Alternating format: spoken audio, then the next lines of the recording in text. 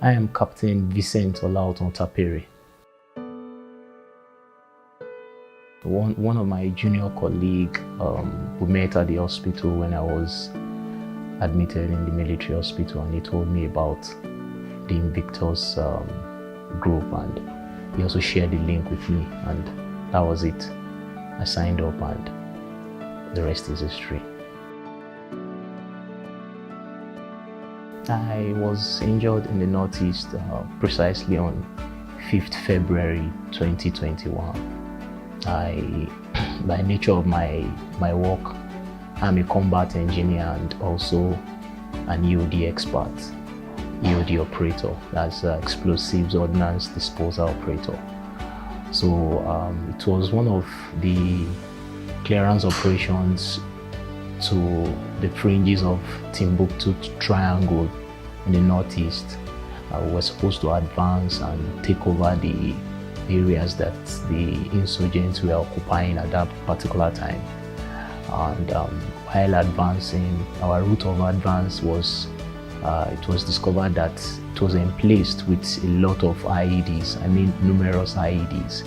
And the initial advancing troops suffered a lot of casualties as a result of the IEDs on that route of advance. So to mitigate against this problem, I was brought in with my team of EOD operators to clear the route of advance and also to make it difficult for further emplacement of IEDs. And we started it.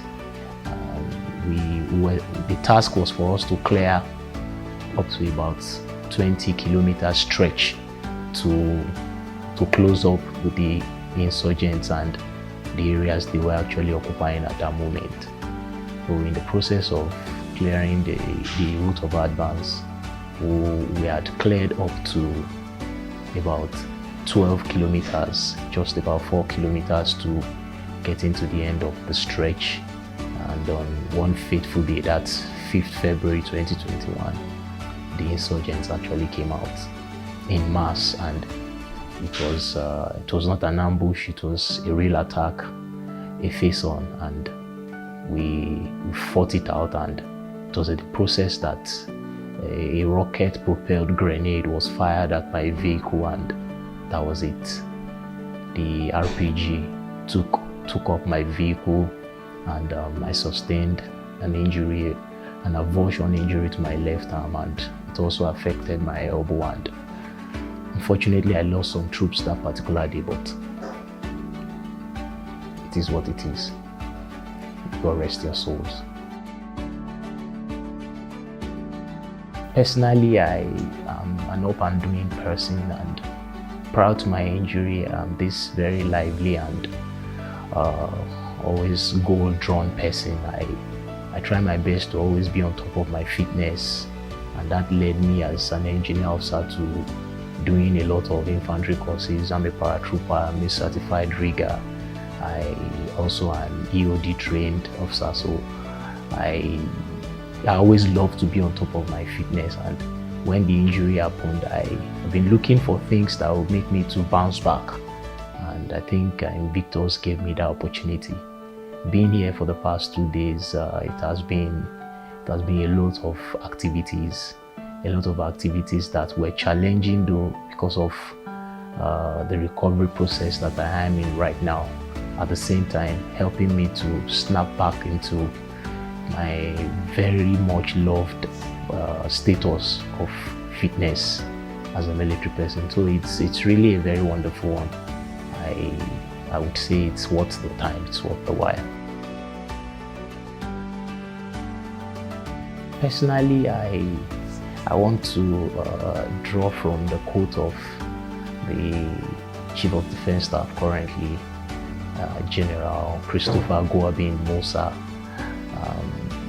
He says that the armed force is comprised of men of different religion, background, ethnicity, tribe, and what have you. So if you wish for the downfall of the armed forces, that means you are wishing for the downfall of the country. So I want to use this opportunity to also reiterate the words of the Chief of Defense Staff by telling everybody in the country to support the armed forces, the Army, the Navy, the Air Force. Support the armed forces. Victory for the armed forces is victory for Nigeria as a whole. Support the armed forces with your prayers.